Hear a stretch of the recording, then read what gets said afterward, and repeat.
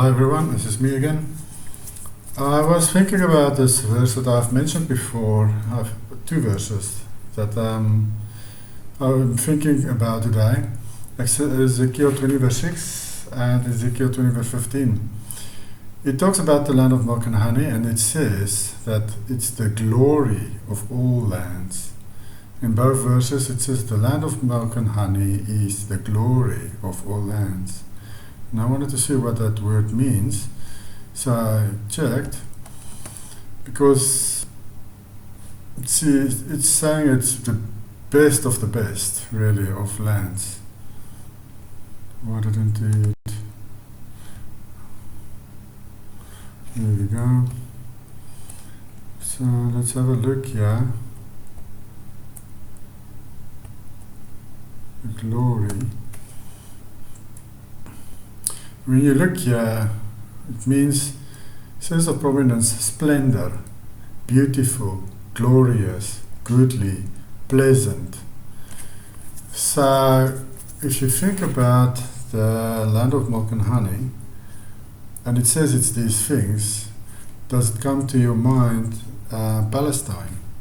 I'm going to show you a few images later, just to compare the two areas. The one that I'm saying is the land of milk and honey, and the one that the fake Israelites are saying, and the rest of the world believes is the land of milk and honey.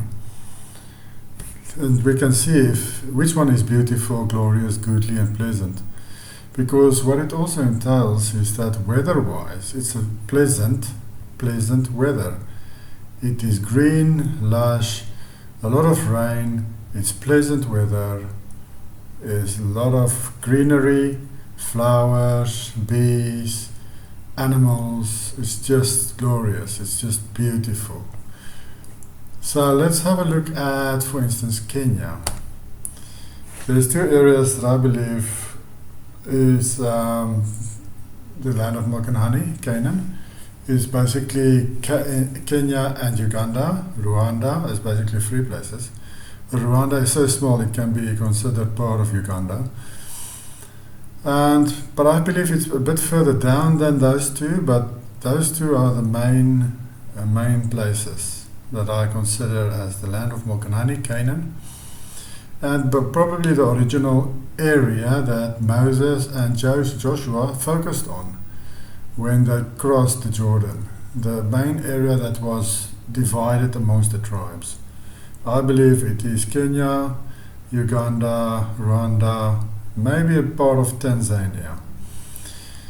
But here are a few images of Kenya, and very green. And when we consider what the Bible says about the land of milk and honey, it says that it's a land that Yahweh looks after the rainfall yearly. And I'll tell you now, Yahweh didn't stop. Yahweh didn't stop looking after the land of milk and honey.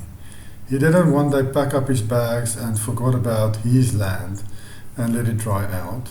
No, he didn't. He's still looking after it. There is still enough rainfall in this area for plants to grow on their own. That's just a fact. That's how it is.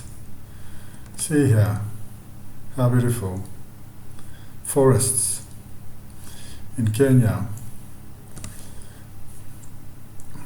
But it's interesting, in Kenya you have two parts. You have basically the bushveld part and then the forest part. The east side of Kenya is more bushveld or bushfield, I don't know how you say it in English. And then you have your more foresty part. I like this picture because the giraffes in the foreground, and then right at the back you see a city. That's stunning, eh? Wow. All these acacia trees. You also have a lot of them in South Africa. And you remember in a previous video I talked about the giraffe, which is also proof that the land of milk and honey is in Africa, because the giraffe you only find in Africa, and the Bible in the law talks about the giraffe, and that the Israelites are allowed to eat the giraffe. it actually says that the giraffe is a clean animal. It is in the Bible mentioned camelopard. It's called that. And when you look at the name camelopard, it talks about a camel and a leopard. It's because the animal looks like a camel and has the markings of a leopard. So it's a camelopard. In Afrikaans we say kameelperd, which refers to the same thing. It's a camel and a leopard, a cross between the two. And that's what it was talking about in the Bible, in the law. So the Bible is talking about the giraffe. So why would Yahweh mention the giraffe when it talks about clean and unclean animals, if Israel will never come across one?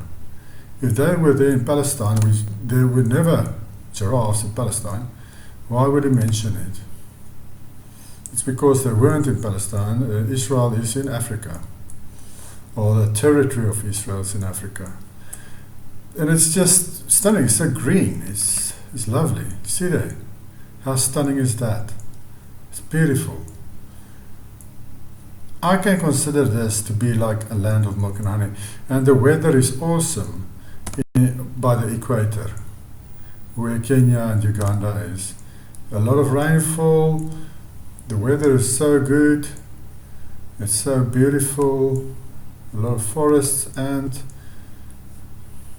bushveld. See, stunning. Now let's look at what they call the land of milk and honey today. So what do you notice? Israel, what do you notice? Does it look, if you look at this, does this look like a land of milk and honey? A fruitful, pleasant, beautiful, glorious, green, lush land that gets a lot of rain, good weather, a lot of animals and flowers. Do you see it? I don't see any. I don't see any flowers and greenery.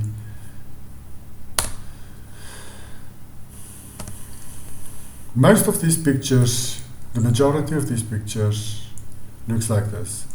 Here and there you get a picture like here that it's a bit greener. Israel landscape wallpapers. But most of them looks like this. Like desert. Oh, there. You see there. Desert. Yeah, desert. Does this all look to you like the land of milk and honey? Yeah, Dead Sea probably. Then you have a little bit of greenery where they grow food. Still doesn't, for me, look like the land of milk and honey.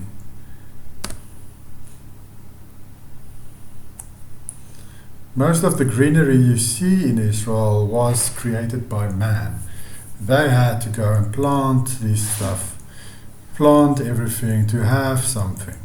Otherwise it will all just look like this. Everything everywhere will look like this if the man in that area didn't plant anything. And that's the case I'm making, is Yahweh says his land of milk and honey, he looks after it, he plants everything, he grows everything. You don't need humans to look after it. The pictures I've shown you of Kenya, for instance, Yahuwah created all that, not man. Men didn't go out and plant all this stuff. Yahuwah did. These forests, man didn't plant this. Yahuwah created all this beauty.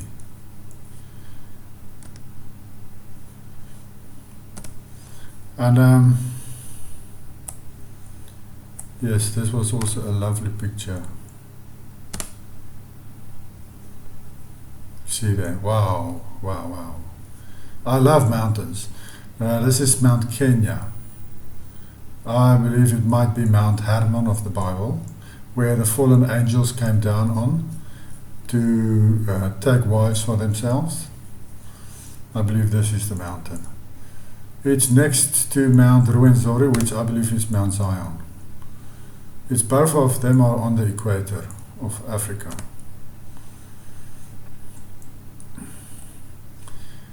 And yes, it just grows. See how green it is?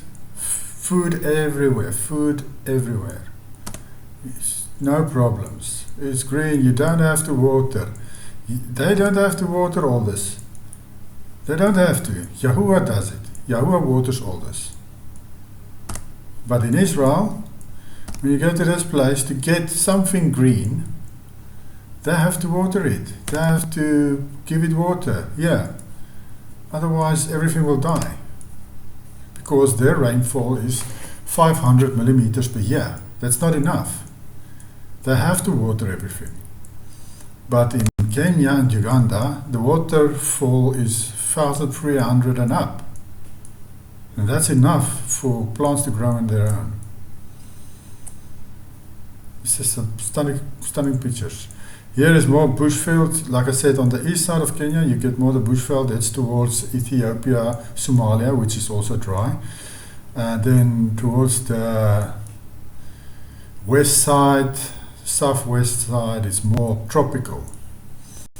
Let's look at Uganda, the main one where Mount Zion is. How beautiful is that? See that? Beautiful waterfall. So stunning, stunning, stunning. Now this I can consider. When I look at something like this, see there, does this look like that, what that verse says? Splendor, it's beautiful, glorious, pleasant.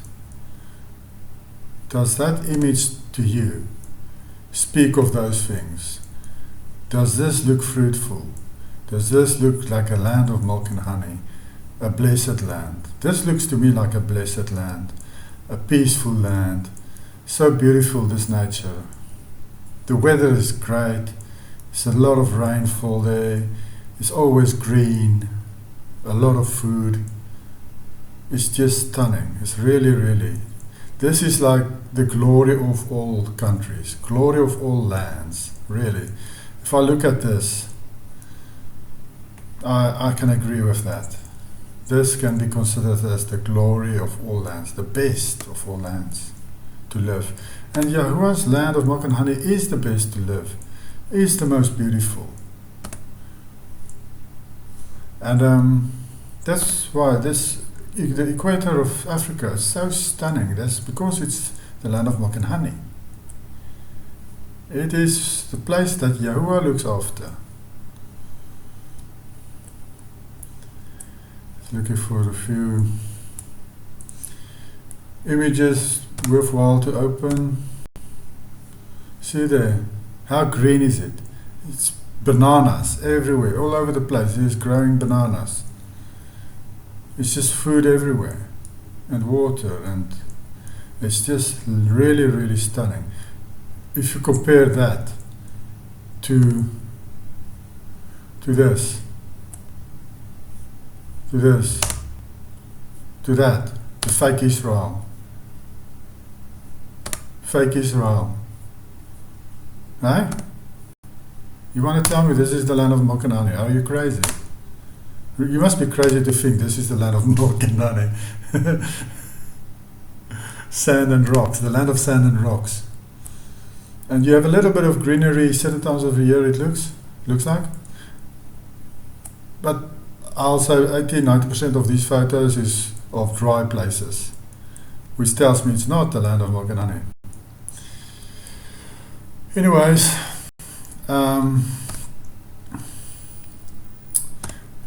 look at this. Yeah, Mount Kenya. It's a lovely mountain, Mount Kenya. I like it. And Mount Ruwenzori, is so green. Wow. Ruwenzori is so lovely. There's some videos on YouTube of people climbing those peaks. Go watch those videos. It's really stunning there. Mount Ruwenzori, which I believe is Mount Zion. Is this Uganda? No, this is still Kenya. Let's go Uganda. Oh yeah, here we go. And the main part of the Judah is Uganda. And See how lovely it is. See there? Lots of rain, lots of water, everything's green and lovely and happy. Hey? Isn't that stunning?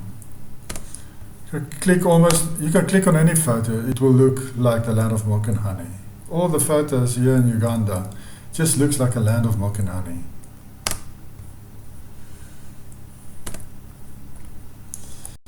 There's that interesting lake, they say it's a dangerous lake in Uganda.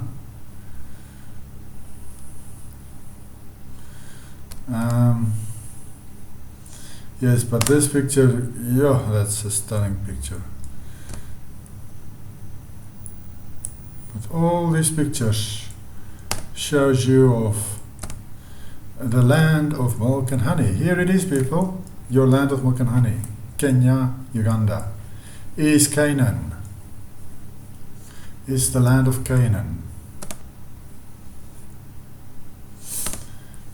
Now I can consider this to be the glory of all lands. Most beautiful, stunning place. Look at this. Wow. It's so lovely. Such a stunning place. Now South Africa is beautiful. It's a beautiful country. The nature, oh, it's lovely. But I think even South Africa doesn't compare to Uganda and Kenya. Parts of Kenya looks a lot like South Africa, and even Namibia, like Zambia and Botswana, where it looks a lot like this, like the bushveld, let me say it that way. But Kenya and Uganda, if you look at all the pictures there is videos, I just think to myself, yeah, that's even be more beautiful than South Africa, the nature in South Africa. Now, Palestine, the fake Israel, does not compare to this. It does not compare to this. So how can that be considered the glory of all lands? Like I said in the beginning, Yahuwah didn't forget about his land. He's still looking after it. He's keeping it ready for his remnant who is going to return soon. Israel remnant. He's not going to get up now and start preparing his land of milk and honey again. It's done. It's already ready. Already ready for them to come. The land of milk and honey. How beautiful is that? Wow. See, this is the land of milk and honey. It's logic. It's just logic. If you think for yourself and don't just run with what other people tell you, think for yourself for once. And you can see that this is green, lush and beautiful and pleasant. And the other photos that I showed you of Palestine is ugly, it's desert mostly, and you don't see any forests. How can that, if there's not even forests, how can that be considered the land of milk and honey? I've checked up and they say, oh, there's forests, but it's all human-made, human-created forests. What does the Bible tell us in Deuteronomy 11? The land of milk and honey's forests were made by Yahuwah, not humans. So then they actually admit that it does not qualify. And then you have all these beautiful animals there. And yes, now it's more animals than nature. Okay. Now I wanted to see nature. Anyways, there you have it. That's Uganda. Let's see mountains just quickly.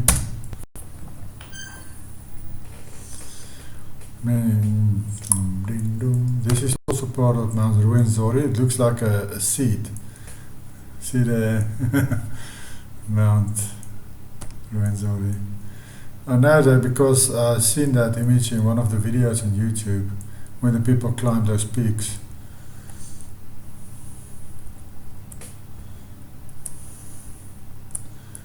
Yeah. See there how green it is. It's just lovely. This is also Ruwenzori. Stunning mountain with the 7 peaks on which the woman sits of Revelation 17. It's this mountain. A mountain with 7 mountains on it. It's a very, very big mountain. This is nice image, eh? See there. Wow, so just imagine you have your house here with this view. Yeah, would be nice. So beautiful. Yeah, land of milk and honey. All this is the land of milk and honey. And that's why I'm trying to convince people that the fake one is fake. The real one is in Africa. And that they must gather in South Africa in the future when the popo hits the fan. And from there, we will move up into these areas that I'm showing you now. Well, it will first be Zambia and Botswana and Zimbabwe and Mozambique, and then up later probably maybe to Tanzania, Congo, Kenya, Uganda, and so forth. Up to the equator. Yes, these are mountains. See this image. How beautiful. Stunning. Let's end on this one. So that's what I wanted to show you. Images don't lie. The nature don't lie. Yahuwah, the Bible tells us, looks after the land of milk and honey, and we can see it in these pictures. We can see that he was looking after Uganda, Kenya. And you can go look at Tanzania and other areas around the equator in Africa, Congo and Ghana. Go look at those places, and you will see all that area is like this. It's beautiful, stunning, because Yahweh is looking after it. He's keeping it ready for the Israel remnant's return. And it's not desert. He doesn't want them to go to a desert place like they're up in Southwest Asia, Palestine. So never go there if you have to flee. Rather flee to South Africa in future, people, Israel remnant. Flee to South Africa in future. When the war comes to your front door. Because it's going to come to you and the Western world. They're going to attack through Lucifer. Lucifer is going to cause it. Attack all the Israel nations. And then it will be time for you to flee. And you need to keep Yahweh's commands if you want to be considered as part of his Israel remnant. That's just the fact, that's how it works. So, okay, enjoy your day. Bye.